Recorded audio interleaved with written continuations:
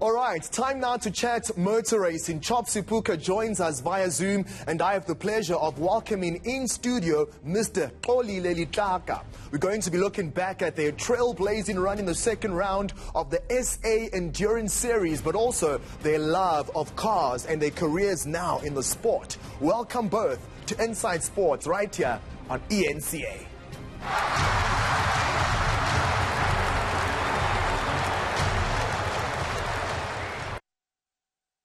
All right, it's a very good afternoon in South Africa and across the African continent. So happy to be hosting you towards the end of Africa Month. We're talking motorsports today. Super stacked, super excited. And one thing I'd like to say is rise up. Mighty black nation across South Africa, across the world. That's the theme of our conversation, and I can't wait to get straight into it. You're watching Inside Sports on eNCA. I am Arthur Bonakawa. Bonjour. And let's get straight into the conversation of the afternoon. Mr. Xolile in studio. Wow. Congratulations, firstly, on an emphatic win in Eastern Cape at the East London Grand Prix track. Of course, that was the second round of the SA Endurance Series. Mr. Xolile, it was down to the final 30 minutes of that race. You put the burners on. You were dashing all the way to the finish line.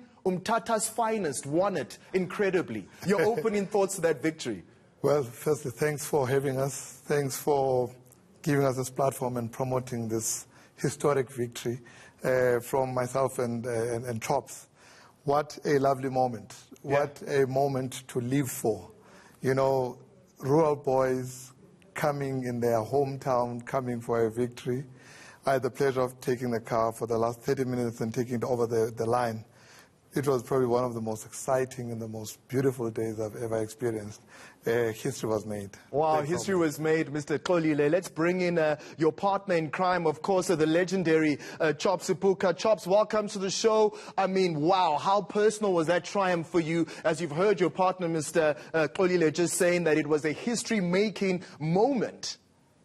Yeah, well, thank you so much for having us. I find it befitting to say it was quite a historical moment, and thank you to my teammate as well for bringing me on board and sharing the victory with me and managing to convince me out of retirement to come and partner with him. And little did we know we were going to go into the weekend and come out with a historical win of some sort.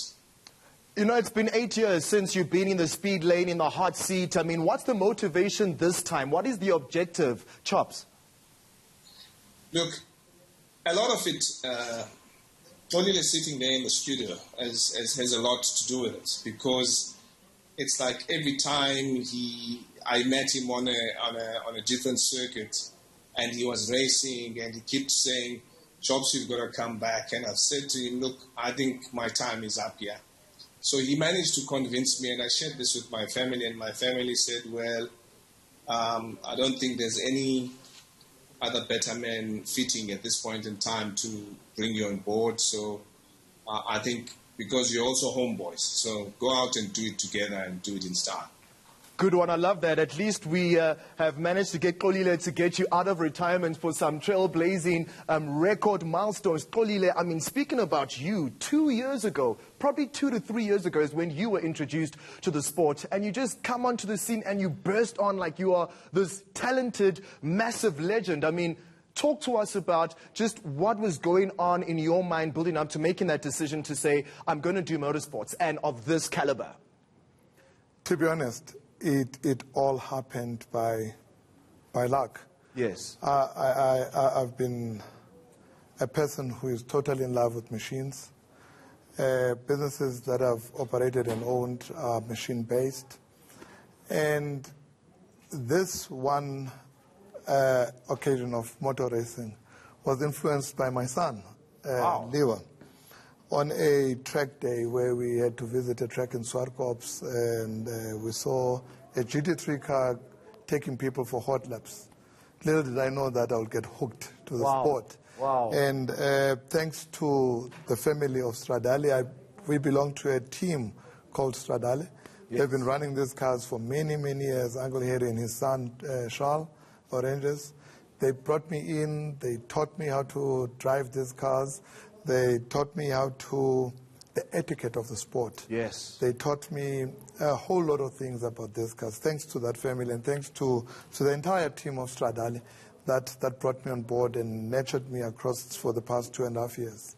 Wow. Yeah, that was the moment, yes. But Xolile, vanguards of the sport, such as yourself and the late Gugu Zulu, you know, have paved the way for a generation of hot rods to join the sport. And if we go to the Eastern Cape, which is also the birthplace of motorsports in South Africa, and we consider the popular sports like cricket, rugby, boxing, athletics, what is the winning formula with motorsports and getting young boys, young girls, young black boys and young black girls into the sport? You know, that is how the whole story then begins. That is the whole story about how I then approached Chops. I've known Chops since we're 10 years old. We're village boys. We come from the Eastern Cape. He comes from Gumbu. I come from Umtata.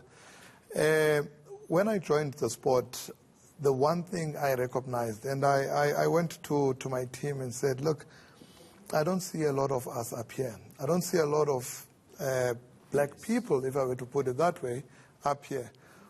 For me, I'm just enjoying driving these cars and being here, but I come from a family, and I was brought up by my uncle in Umtata, who taught us that we must lift as we rise. We might not be at the best like Chops, but a hand or two might just produce another Chops. Wow. So that's why then I convinced the team to launch a driver program. We created a team for the Polo Cup, and created history there. I'm probably the first man of color to really own a Polo Cup team. In fact, we are leading race 1 today in PE with the 4 polos. Winning is part of your life, eh? I mean, I don't see losing happening anytime soon. So that then all started then. And the conversation there was never about me, it was never about Chops. It was about bringing people of color and promoting inclusiveness in a sport that's predominantly white dominated. Yes. And that is also viewed by all spheres of our population as being a white sport.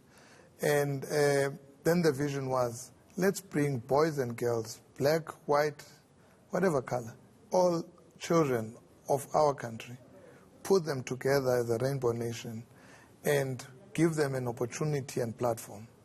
Hence then me approaching Chops as a legend, as a person that people can relate to.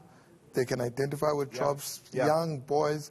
Kwame Mkwena's son, Kwanda, was part of our team, has been visiting Chops racing around the country since he was 1 year old. A legend, another legend in the making. Exactly. Mr. Xolile, I'm going to just stop you there quickly just before we take the interval to just give a chance to Chops to speak to us about one of the smoothest ways to introduce any young South African boy or girl to the sport. I would think go-karting is one of the easiest way to become a person that is really passionate about motorsports. Do you agree? Absolutely. Go-kart is the go-kart sort of set the platform on which the direction that the kids should take. It just probably sort of brings the playing fields closer to home.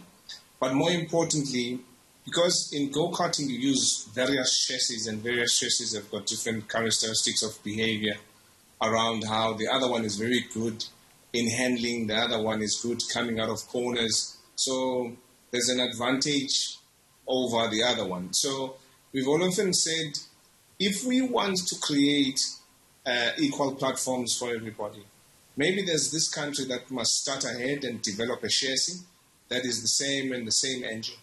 Then you can develop kids and you could see how they're talented. Because it's unfortunate that the sport sometimes gets to a point where how big is the checkbook? The bigger the checkbook, the quicker the guy goes. But if you could develop a one-make series go-kart, which allows everybody to come in and participate through all walks of life, and it's not expensive, it would really be a great start. Fantastic chops.